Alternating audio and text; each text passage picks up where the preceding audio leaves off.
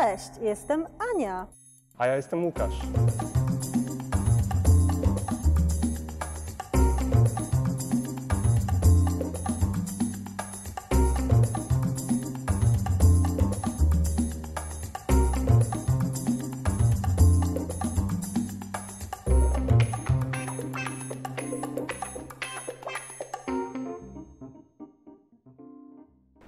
Dzisiaj opowiem Wam o czasie przeszłym.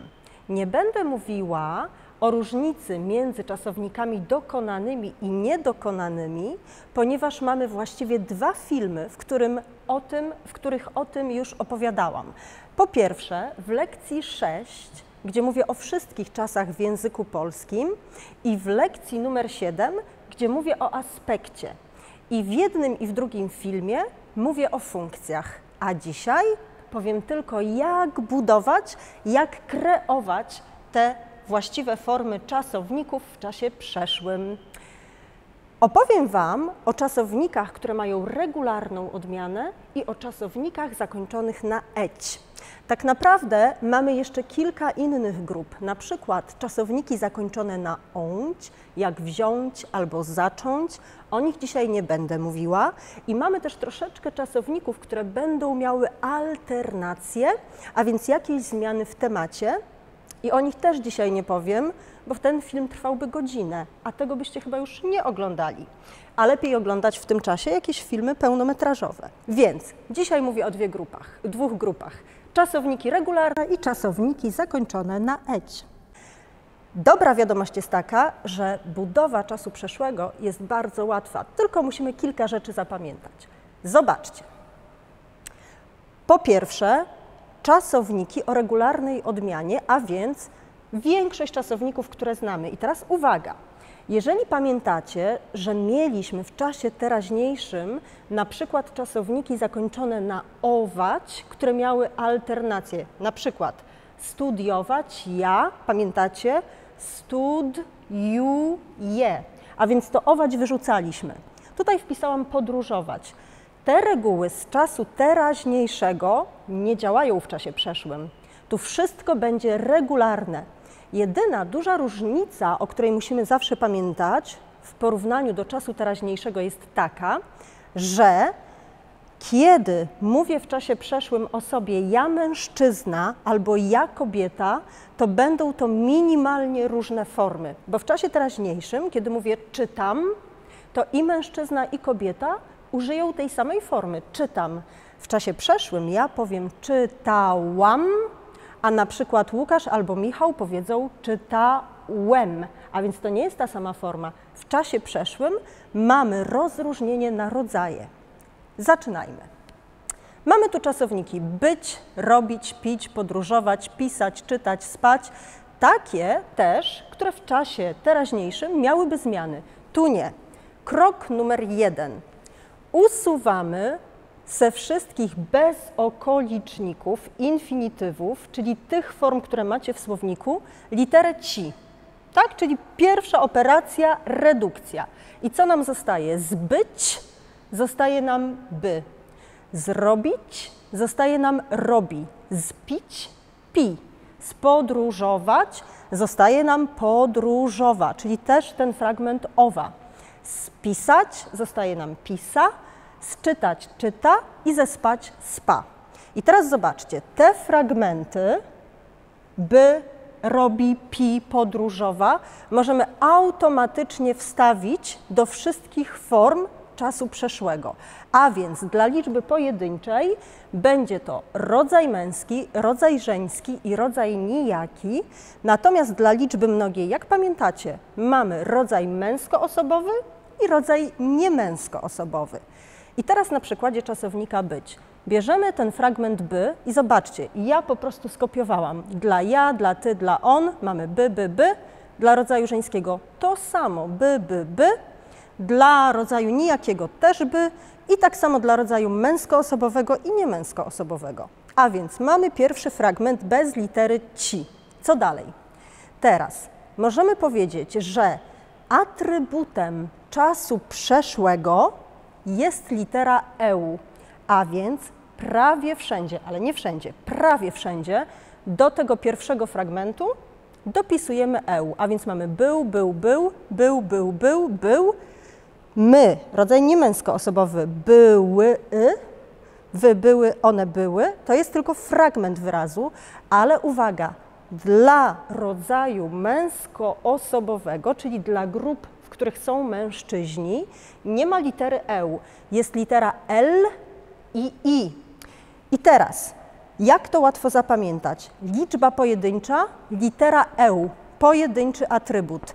Liczba mnoga, mnoga, czyli coś minimum 2, to mamy już 2 litery jako atrybut. Li dla męskoosobowych i ły dla niemęskoosobowych. Pamiętajcie, jeżeli mam literę L, do niej dokładam I. Jeżeli mam literę EU, do niej dokładam Y, żebyście nie mieszali, że na przykład do L dodaję Y, a do EU I. Nie, nigdy nie w języku polskim. Bardzo łatwo L, tylko 2 kreski, więc I, 3. kreska, prosto. Tu jest więcej kombinacji, więc Y też ma więcej kombinacji, ok? Mamy już połowę naszego wyrazu. Co robimy dalej? Czy pamiętacie, jak się odmienia czasownik być w czasie teraźniejszym? Jest ja, jestem, M. I to M dołożymy do naszego wyrazu. Zobaczcie. A więc ja był, M. Ty był, eś. Tak jak jest, teś. On jest, nic nie dokładam. Mamy całe formy. Byłem, byłeś, był. Nie musimy mówić tego zaimka osobowego ja byłem, bo w języku polskim to, że jestem to ja, mamy informację w końcówce. Byłem oznacza ja. Żadna inna forma nie pasuje, a więc nie używamy tych zaimków. Mówimy, ja powiem o sobie wczoraj byłam, a nie wczoraj ja byłam. To tylko w specjalnych sytuacjach, gdzie stylistycznie chcę coś podkreślić. Dobrze, kontynuujmy. A więc tu mamy tak jak jestem, jesteś, byłem, byłeś. Te same końcówki. Dla rodzaju żeńskiego bardzo typowa często jest litera A. Występuje w końcówkach rzeczowników, też przymiotników w mianowniku. I tutaj, zobaczcie, te same będą ostatnie litery, ale wchodzi nam A. A więc ja byłam, ty byłaś i ona była. I teraz zobaczcie, nawet jeżeli czasownik byłby bardzo nieregularny, czego dzisiaj tak dokładnie nie omawiamy, to te końcówki zaznaczone na czerwono i zielono zawsze będą takie same w czasie przeszłym. To jest super informacja. Może coś się zmienić tu na początku wyrazu, ale końcówka zawsze jest taka sama. Dobrze, przejdźmy do rodzaju nijakiego. Myślę, że tutaj może być bardzo interesujące dla Was, dlaczego nie ma ja albo ty. No jak myślicie? Dlaczego w rodzaju nijakim nie ma formy ja? Michał, Łukasz, wiecie? A dlaczego? No bo ja jestem mężczyzną albo ja jestem kobietą. Świetnie. Bardzo dobrze Łukasz powiedział. Nie wiem, czy Wy to usłyszeliście, bo Łukasz jest bez mikrofonu, ale ja powtórzę, bo on powiedział to bardzo dobrze. Jeżeli mówimy, a mówią tylko ludzie, jeżeli chodzi o użycie języka jako systemu, to wiemy, że albo jestem kobietą, albo jestem mężczyzną i używam odpowiedniej formy. Co prawda, podobno w niektórych bajkach, czyli historiach dla dzieci, kiedy słońce mówi, to może mówić byłom, ale to są bardzo, bardzo nietypowe i rzadkie sytuacje. Piwo albo wino też nie mówi Wam o swoim życiu, raczej Wy możecie opowiadać o własnym życiu pod wpływem tych trunków, więc dla rodzaju nijakiego mamy tylko formę ono było. Na przykład jabłko było pyszne, dziecko było grzeczne. Ja i ty po prostu nie ma. Przejdźmy teraz do liczby mnogiej, do rodzaju męskoosobowego, a więc tego, gdzie mamy mężczyzn. Czyli zobaczcie, mieliśmy na początku by, potem dołożyliśmy do tego li, jako ten atrybut czasu przeszłego. I teraz zobaczcie, już mówiłam, ja jestem, ty jesteś, on jest, my, czas teraźniejszy, jesteśmy. My byliśmy. Działa. Czy to nie fantastycznie? Ja myślę, że super. Zobaczmy dalej. Wy jesteście, wy byliście. Super. No i oni wczoraj byli. Nie dodajemy końcówki, tak samo jak powiemy oni są, tam jest zmiana, tu też nie ma żadnej końcówki. Przejdźmy teraz do rodzaju niemęskoosobowego, czyli do tych grup w liczbie mnogiej, w których nie ma mężczyzn. I zobaczmy, mieliśmy już ten fragment by z bezokolicznika, ły, EY jako atrybut i dodajemy te same końcówki, tak jak jesteśmy, a więc my dziewczyny wczoraj byłyśmy, a wy dziewczyny byłyście wczoraj gdzieś tam i one były. Uwaga, bardzo tutaj pozdrawiamy naszych słuchaczy z Ukrainy, z Rosji, z Białorusi i wszystkich innych, którzy używają języka rosyjskiego, ukraińskiego albo białoruskiego. Ważne jest, żebyście pamiętali zawsze, że jak mówicie o sobie, czyli ja, musicie i chłopaki, i dziewczyny dodać końcówkę. Ja byłem, powie chłopak, ja byłam, powie dziewczyna. To jest inaczej niż w waszych językach. Nie możecie mówić po polsku ja była. To nie brzmi dobrze. Tak samo nie możecie mówić my byli. To nie jest dobra forma. Musi tam być coś jeszcze. Byliśmy, a wy byliście. Pamiętajcie, żeby tej analogii nie robić, jeżeli znacie dobrze język rosyjski, ukraiński albo białoruski. Teraz, jak już widzimy, że to wszystko jest takie super regularne, to zobaczmy, jakby to zadziałało z jakimś innym czasownikiem. No weźmy ten podróżować, który w czasie teraźniejszym straciłby ten fragment, miałby jakąś zamianę, a tu nie. Ja, zobaczcie, podróżowa, dodajemy i końcówkę m, a więc mężczyzna powie podróżowałem.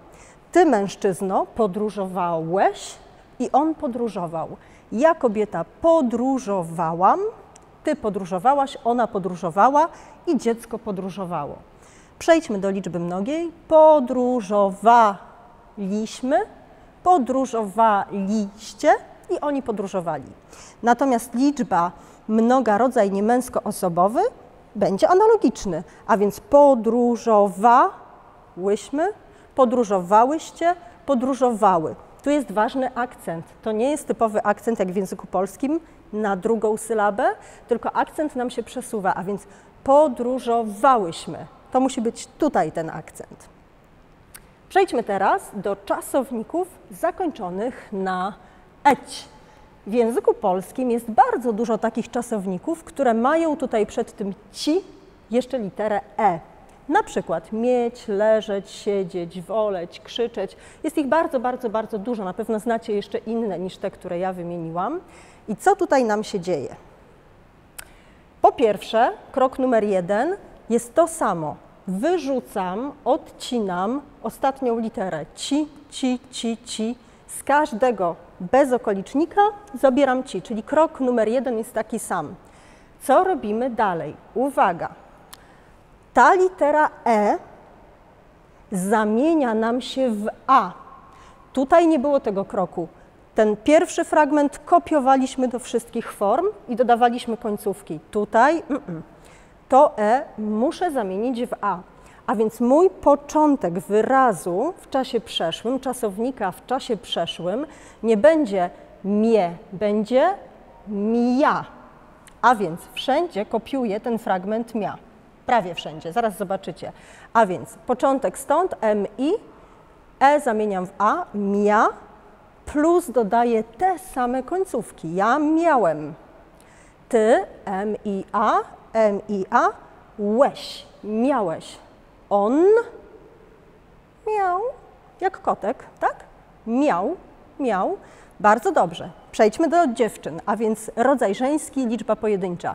To samo. Początek mia, łam. Mamy 100% te same końcówki, więc to jest naprawdę nie takie trudne. Jak zapamiętacie, mamy raz, 2, 3, 4, 5, 6, 7, 8, 9, 10, 11, 12, 13 końcówek. To nie jest jakoś strasznie dużo, bo jeszcze się powtarzają bardzo mocno i my już wiemy, to jest jak z czasu teraźniejszego. Tu pamiętamy, że jest zawsze a tam li i tak dalej. To nie jest strasznie dużo, żeby opanować absolutnie cały czas przeszły. Sami wiecie, jaki jest polski. Tu jest super. Przejdźmy dalej. Dziecko miało, zaraz się dowiecie, dlaczego tutaj jest, myślę, że widać, że sfinks, ale to za chwilkę. Dziecko miało. I teraz uwaga, bardzo ważna informacja. Dla mężczyzn w liczbie mnogiej Nie ma zamiany e do a. Nie ma. Cały czas mamy ten sam początek, który sugeruje nam bezokolicznik. A więc przepisuję mie, nie a. Tylko dla mężczyzn zostaje e. Mie plus absolutnie regularne końcówki. Mieliśmy. Wy, mężczyźni, mieliście i oni wczoraj mieli dobry dzień na przykład. Kiedy przejdziemy do kobiet, liczba mnoga, znowu kontynuujemy z tą transformacją e do a. A więc my miałyśmy, wy miałyście i one miały. Tak? Zobaczmy, jak to zadziała z jakimś innym czasownikiem. Na przykład, a niech będzie leżeć. Wiecie, co znaczy leżeć? Tak? Kiedy idę spać, to leżę. I teraz zobaczcie. Pierwsza operacja ci, do widzenia. E transformuje do a. A więc mój początek to jest leża plus końcówki. Mężczyzna powie leżałem. Leżałeś? On leżał. Ja, kobieta, leżałam, ty leżałaś i ona leżała, a dziecko leżało. I teraz w liczbie mnogiej, znowu uwaga, dla mężczyzn to e z bezokolicznika zostaje, a więc leżeliśmy, wy leżeliście, oni leżeli, ale my, kobiety, znowu e transformuje do a. Leżałyśmy, leżałyście i leżały. I teraz powiem wam, może już zauważyliście, że tutaj mamy taki specjalny kształt. Czy wiecie, co to jest? Mam nadzieję, że możecie rozszyfrować moją tutaj, no nie grafikę, mój rysunek. Wiecie, co to jest? To jest kawałek Afryki. Dlaczego ja rysuję tutaj Afrykę? Dlatego, żebyście pamiętali, że jeżeli czasownik kończy się na eć, to jak sobie narysujemy ten kształt Afryki, to w tych grupach e zamienia się w a, jak Afryka. No super, nie? Ja myślę, że bardzo. Ale oczywiście Sfinks i piramidy to nie jest symbol całej Afryki, tylko symbol Egiptu. I teraz, okej, Egipt jest tutaj, ale przez to, że jest ten Sfinks tutaj, to myślimy, a Afryka, e zamienia się w a, ale Egipt przechodzi nam tutaj litera e i tu jest też litera e. Starałam się ją narysować. Czyli jeżeli czasowniki kończą się na eć, żeby zapamiętać, w których jest litera a w których e, myślimy o Afryce i o Egipcie. Prawda, że to nie jest takie trudne? Zobaczymy za chwilę, jak Łukasz sobie z tym poradzi.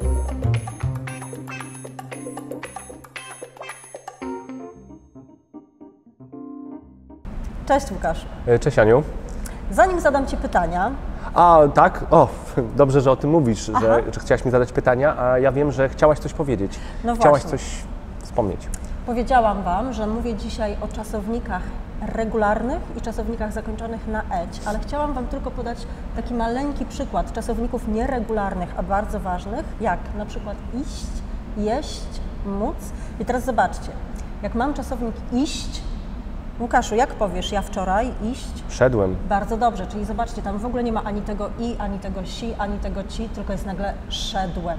I nawet jeżeli to jest szedłem, a ja, dziewczyna, uwaga, szłam, czyli nie ma tego fragmentu ed, to same końcówki i tak będą takie same. Szedłem, szedłeś, szedł. Szłam, szłaś, szła, szło. Końcówki takie same, a transformacja, alternacja jest na początku czy w środku tego wyrazu. Więc pamiętajcie, na przykład jeść, ja wczoraj. Jadłem. A ja jadłam. I jeszcze czasownik móc, ja wczoraj. Mogłem. A ja mogłam, czyli on nie będzie regularny, jeśli chodzi o to, co widzimy w bezokoliczniku, ale końcówki tak czy siak będą takie same. Teraz możemy przejść do pytań. Tak. Słyszałam, że byłeś na warsztatach tantryczno-szamańskich. Możesz coś o tym opowiedzieć? Tak. To było 2 lata temu, w wakacje i pracowałem tam nad swoją osobą, nad swoim cieniem, czyli integrowałem cień, swoje dobre i złe strony, swoje męskie i kobiece pierwiastki, bo każdy z nas ma w sobie kobiece i męskie pierwiastki, tylko nie jest tego świadomy. Więc nad tym pracowałem, tym się zajmowałem w wakacje, w górach. To był piękny okres, cudowny moment. I co, na przykład, moment. nie wiem, tańczyliście, no bo jak słyszymy tantryczno-szamańskie, to mnie to się kojarzy z oddychaniem, z tańcem, może z jakąś wędrówką, skoro odkrywasz siebie, tak? Tak, to się nazywało. To się nazywało wędrówka bohatera. Odkrywaliśmy w sobie bohatera, postać, która jest w nas, także demona, który jest w nas, odkrywaliśmy i integrowaliśmy tego demona i tego bohatera w sobie. I tak, to się łączyło z tańcem, więc tańczyliśmy. Dużo oddychaliśmy, były różnego rodzaju zajęcia właśnie z oddechem, z medytacją, z kreacją. Bardzo ciekawa przestrzeń, tak. Brzmi bardzo dobrze. Ale jak Łukasz nie był na warsztatach tantrycznych, to cieszyliśmy się tym, co oferuje Warszawa. Pamiętasz, jak to było? Pamiętasz taki dzień, kiedy wypożyczyliśmy rower tandemowy na 2 osoby? Pamiętasz? Tak, pamiętam, to było w sierpniu i wtedy też odbywał się kurs wakacyjny w Centrum Polonikum, tam gdzie pracujemy. Ja pamiętam, że Łukasz oczywiście usiadł z przodu, chciałeś kierować i to, co zrobiłeś od razu, ja byłam w krótkich spodenkach, w cienkiej koszulce, ty zresztą też, bo było bardzo gorąco. Było gorąco i to były wakacje. I co Łukasz zrobił? Wjechał w fontannę. No pamiętam, tak. I byliśmy mokrzy. Byliśmy mokrzy. Tak, w wodzie. I jechaliśmy na spotkanie ze studentami wtedy. No właśnie, i bardzo Was tu pozdrawiamy, studentów z tamtego kursu sierpniowego, bo wiemy, że niektórzy z Was nas oglądają i bardzo nas to cieszy. Widzieliśmy statystyki na YouTubie i też wiemy, kto gdzie lajkuje, które posty i widzimy to na Instagramie i na Facebooku, więc jest nam bardzo miło. Ale wróćmy jeszcze do tego wieczoru. I pamiętam, że pojechaliśmy tym rowerem nad Wisłę. Nad Wisłą latem jest wspaniale, absolutnie cudownie. Bulwary warszawskie, tak. I dokąd poszliśmy stamtąd? Ze studentami naszymi? Poszliśmy na imprezę rave, tak? Tak, ale ta impreza była taka... Mocno techno, elektro. Tak, ale ona dopiero się zaczynała. Ona się zaczynała. To był początek, tak. Tak, i poszliśmy jeszcze na inną imprezę, gdzie śpiewaliśmy, tańczyliśmy i jedliśmy pyszne rzeczy. To było Silent Disco. I na Silent Disco. Cudzie nad Wisłą, pamiętam, tak. Cud nad Wisłą. Lokowanie produktu. Pozdrawiamy, bo to jest tak fajne miejsce. Tak, tak. I właśnie tam jedliśmy pyszne rzeczy, tańczyliśmy, śpiewaliśmy, rozmawialiśmy z naszymi studentami. Noc zakończyła się dosyć późno, ale to był świetny czas. Tak. I tak zawsze jest. Przyjedźcie do Warszawy, dlaczego nie? Warto, warto. I przyjedźcie też na nasz kurs, jeżeli chcecie uczyć się polskiego, bo oprócz nauki mamy też program właśnie taki rozrywkowy, bawimy się. Pozdrawiamy Was bardzo mocno. Obejrzyjcie w opisie, znajdźcie link do gry edukacyjnej, wykonajcie tę grę edukacyjną i czekamy na Wasze łapki w górę. Pa! Dzięki, pa!